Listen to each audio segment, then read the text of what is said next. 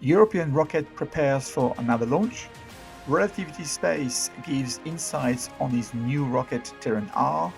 Starship number 35 prepares for the next flight tests. ISRO undocked successfully. Launches of the week. Hi everyone, I'm Christophe Paget from All About Space, and this is your space update.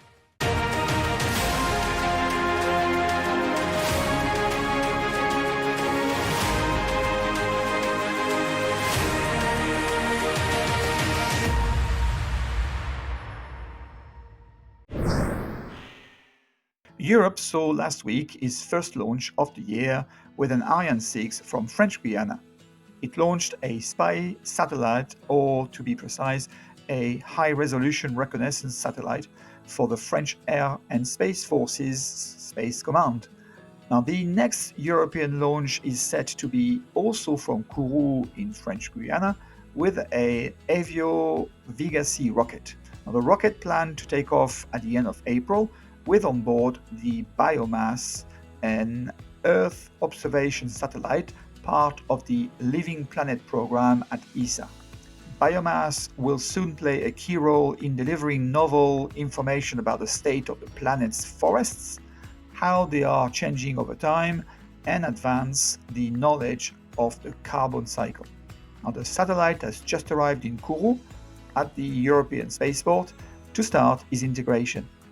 Now, by the way, the third European flight of the year will also be carried out by a Vega-C rocket around June this year. Relativity Space is a company which was famous for building rockets which were 85% made by 3D printing. Now, that was the Terran 1. The company flew the rocket in March 2023, and although the rocket did not achieve orbit due to a malfunction on the second stage engine, they, however, managed to raise a whopping $4.6 billion to build its Terran R, a larger rocket, along with a huge factory and the pad number 16 at Cape Canaveral in Florida. They have to date a $2.9 billion backlog in their order book, which brought Relativity to change their original plans and extract as much profit as they can to continue attracting investors. What I mean by that is that the original plan from Relativity was to continue to build Terran R in the same way as Terran 1, using 3D printing for the rocket body and engines. However, as you could see in Relativity Space's latest video, they are using off-the-grid aluminium parts for its first and second stages. They are using friction stir welding to assemble parts together, and the rocket also contains landing legs and grid fins for stage 1 reusability. In 2021, Relativity Space presented the best selling point for its Terran R, with the upper stage to be fully reusable. However, this week, Relativity Space has omitted to specify that the second stage is no longer reusable and will burn into the atmosphere, at least for the next 3 iterations of the rocket. To ignite the engines in space or during re-entry and landing, composite overwrapped pressure vessels with helium under extremely high pressure are traditionally used. Now, these vessels are all located inside the tanks to keep the outside aerodynamic surfaces uncluttered for drag reduction during ascent. Terran R is using 13 Aeon R engines on its first stage, 4 more than on Terran 1. The interesting part is that 9 engines in a matrix position are the gimbling ones, and the 4 in the middle are fixed. Now, 1 Aeon vacuum engine is used on the second stage. That was the engine which failed in the previous flight and was therefore redesigned. The engines are coated by a 3D printed body armor, or sort of body armor, for increasing engine pressure capability, rather than being fully 3D printed as for Terran 1. To give you an idea about Terran R, it is 17 meters taller than a Falcon 9, for example, about 2 meters wider, and can carry about 6 tons more at 200 kilometer altitude than a Falcon 9. Relativity Space has completed the critical design reviews for the majority of primary structures. This means drawings are being released and parts are being built. Now, what is left to complete is the critical design reviews for the secondary parts, in other words, the bits which are not carrying much loads, along with the off-the-shelf components in preparation for his maiden flight in 2026. Apart from the tanks, domes, composite overwrapped pressure vessels, and the fairings, all other major parts are built in-house.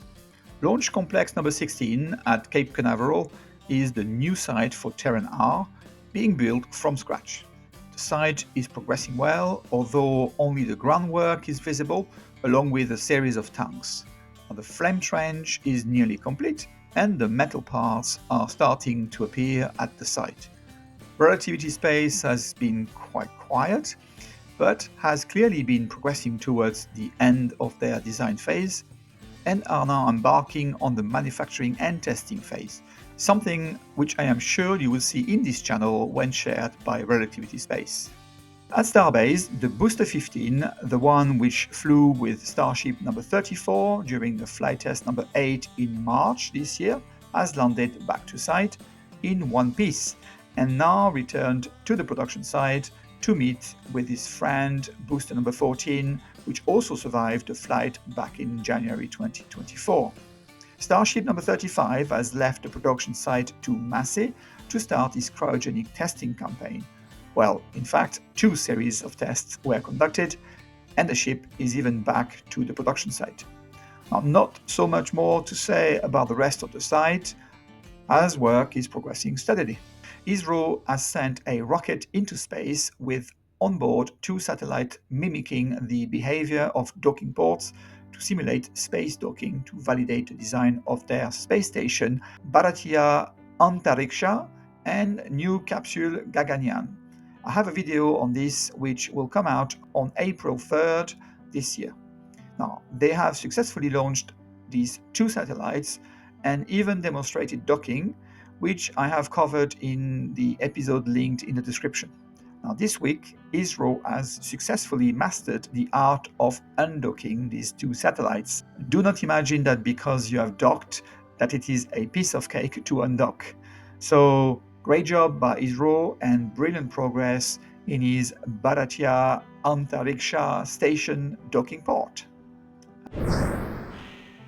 March 9th, CASC launched a Long March 3BE from China for his mission TJS-15.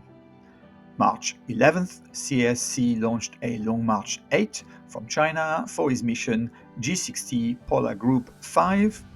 And March 12th, SpaceX launched a Falcon 9 from California for his mission SphereX and Punch.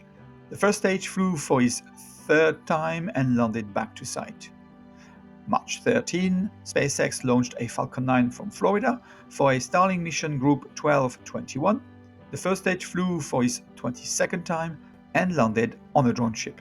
In summary, from January 1st until March 13, 2025, 48 rockets were launched successfully.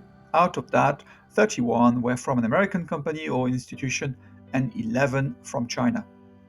I leave you this week with a recent picture from the James Webb Space Telescope showing extraordinary new detail and structure in LINS 483. Its high-resolution near-infrared light captured these 2 actively forming stars responsible for the shimmering ejections of gas and dust that gleam in orange, blue, and purple in this picture. Now, this spectacle is happening some 650 light years away from us in the Serpens Coda constellation. James Webb Space Telescope has discovered more shapes with its accurate equipment, which are being studied as we speak. Thank you for watching your channel All About Space. See you at the next episode of Space News.